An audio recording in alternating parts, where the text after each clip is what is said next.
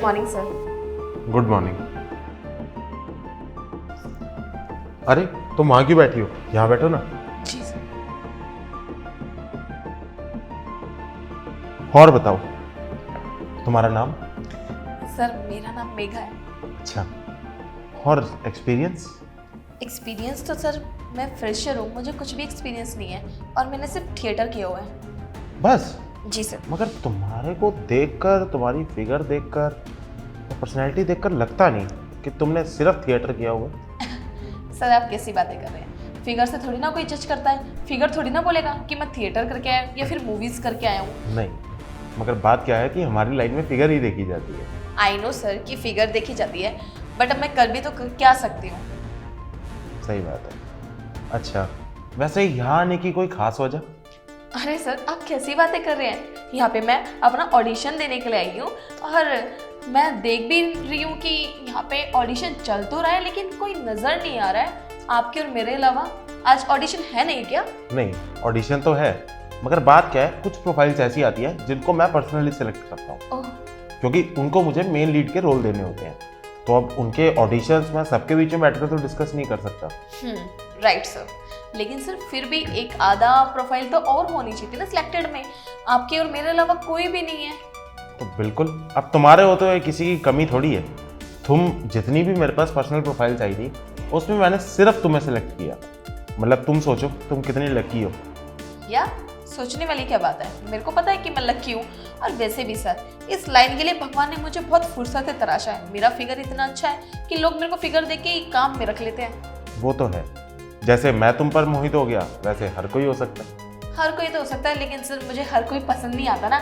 Actually क्या है sir, देखिए मैं मिडिल क्लास से हूँ और आपको पता है कि मिडिल क्लास के लिए ऊंचे लेवल का काम करना बहुत टिपिकल होता है। और रही बात काम की, तो मैं यहाँ पे ना आपके पास बहुत उम्मीदें लेकर आई हूँ कि आप उनके जैसे बिल्कुल भी नहीं निकलेंगे जिनके पास मैं ऑडिशन देकर आई हूँ। सर आप मानोगे नहीं, पूरे 5 साल के अंदर ना मैंने ऐसी कोई जगह नहीं है दिल्ली के अंदर जहाँ मैंने कहीं ऑडिशन नहीं दिए। मैंने हर जगह दिया, लेकिन लोग ना बस कॉम्प्रो कॉम्प्रो कॉम्प्रो कॉम्प्रो की वजह से ना मेरा दम घुटने लगा। मेरे को ना इस लाइन से नफरत होने लगी। मैंने तो एक टाइम के लिए सोच भी लिया था कि मैं छोड़ देती उसको, लेकिन नहीं, मेरी मम्मी ने मुझे मोटिवेट किया कि कोई बात नहीं, इस लाइन में ये सब चीज़ें होती है। लेकिन मेरी मम्मी ने एक अच्छे भले इंसान के पास मुझे भेजा और वो भी ऐसा ही निकला। और बहुत टाइम के बाद मेरी हिम्मत आई अंदर और मैं आपके पास ऑडिशन देने के लिए आई। ये तो बहुत अच्छा सिखाया तुम्हारी मम्मी ने। और वैसे भी टैलेंट की कदर कहाँ पर नहीं होती। और रही बात कॉम्प्रो की, तो यहाँ पर ऐसा कोई भी सीन नहीं है कि तुम्हें कॉम्प्रो करना पड़े। हाँ सर आप कह तो ठीक रहे हैं। ठीक है सर, आप मेरे को बताइए ना मुझे क्या करना है। मैं अपना ऑडिशन देके ही घर जाती हूँ।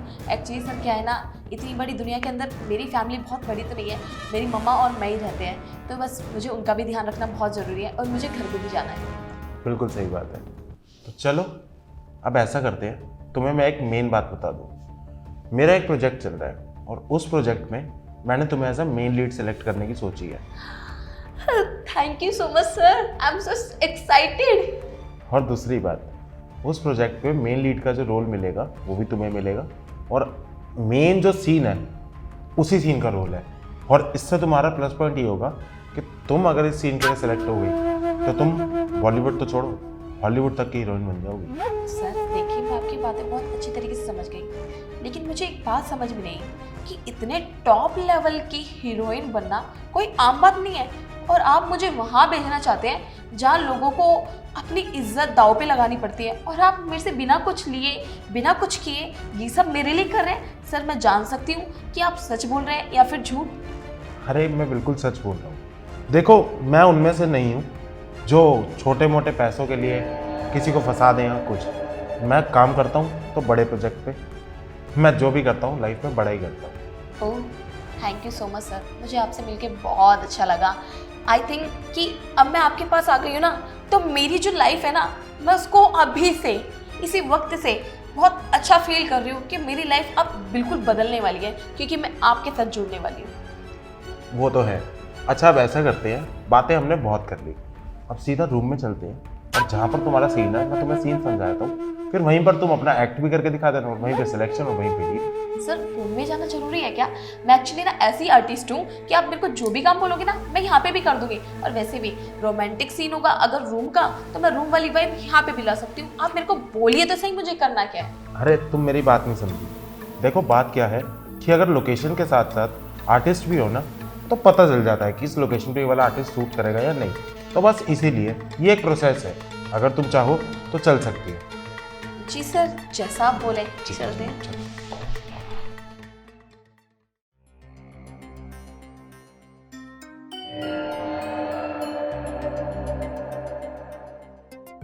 हाँ जी सर, बताइए कि मुझे क्या करना है, कैसे करना है, हम शुरू करते हैं। क्या बात है, तुम तो आते ही बदल गई। बाहर तो कुछ और थी और यहाँ आकर एकदम से मूड चेंज। अरे सर, मैं ना सीन की बात कर रही हूँ। आई थिंक आप कहीं और चले गए। मैं बिल्कुल वहीं चला गया जहाँ मुझे जाना चाहिए था। मतलब इस लाइन के अंदर अगर एक प्रोड्यूसर और एक आर्टिस्ट मिलजुल कर अगर साथ रहे तो ही अच्छा है ना। बात तो आपकी बिल्कुल ठीक है कि साथ में रहे। मैं तो कब से रहना चाहती हूँ आपके साथ, बस आप हो कि मुझे साथ में रखना ही नहीं चाहते। अरे ऐसी भी बात नहीं है, तो मैं हर दम अपने साथ रखूंगा। और अच्छा अब चलो छोड़ो, सारी बातें तो हमारी हो गई, अब सीधा काम पे आते हैं। क्या मैं तुम्हें एक बार ढंग से देख सकता हूँ?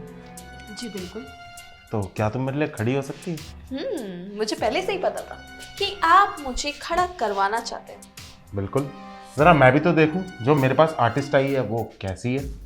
देख लिया तो क्यों ना एक शुरुआत की जाए। बिल्कुल। तेरी हिम्मत कैसे हुई मुझे थप्पड़ मारने की? तू जानती भी है इसका अंजाम। अच्छा, हम मेरी हिम्मत कैसे हुई तुझे थप्पड़ मारने की?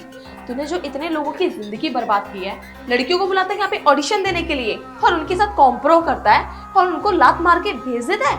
और क्या बोलता है, तुमने धमकियां देता है कि तुम्हारा करियर यहीं तक का था और अब करियर खत्म हो चुका है। तुझे पता नहीं है शायद कि तू किसके आगे खड़ा होके किससे बात कर रहा है। देख, ये ना तूने अच्छा नहीं किया। मैं तेरा यहाँ से बाहर निकलना मुश्किल करवा दूंगा, और इस पूरी इंडस्ट्री में कोई नहीं है जिसने मेरे साथ इस बेड पे कॉम्प्रोमाइज नहीं किया हो। ऐसे नहीं, आज इतने बड़े बड़े आर्टिस्ट टॉप पे पहुंच गए। अच्छा, अब तू मेरा बाहर निकलना मुश्किल करेगा।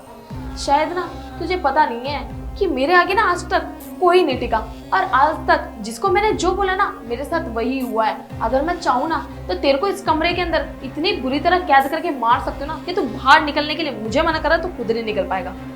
देख, मुझे ना ज़्यादा बातें नहीं करनी। अभी मैं तेरे करियर को एंड कर दूंगा और तुझे कहीं ऑडिशन नहीं मिलेगा।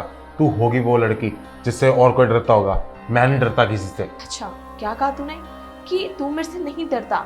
तुझे पता नहीं है ना कि मैं कौन हूँ, इसलिए तू मेरे से नहीं डरता। और हर आर्टिस्ट तेरे से इस बिस्तर पे हम बिस्तर होके ऊंचे लेवल तक गई है। अब वही लेवल पे मैं तुझे लेकर जाऊंगी, क्योंकि तेरी इंफॉर्मेशन के लिए मैं तुझे बता दूं कि मैं इस एरिया की पुलिस इंचार्ज हूँ। तुम इस एरिया के इंस्पेक्टर हो? जी हाँ। देखो मैडम, ये जो भी हमारे बीच बात हुई ना, इस बात को यहीं रफा दफा कर दो। मैडम, आप मेरी बात का बुरा मत मानिए। आप मुझे जितना पैसा बोलेंगी मैं आपको उतना पैसा देता हूँ। अच्छा, तो तूने अब रकम की भी बात कर ली है। ठीक है, लेने देने की भी बात होगी, लेकिन यहाँ नहीं, थाने में चल के मेरा पूरा स्टाफ खड़ा है तेरे लिए बाहर चप्पलों की माला लेके तेरा स्वागत करने के लिए। आइए महापुरुष, आपको ले चलती हूँ। मगर मैडम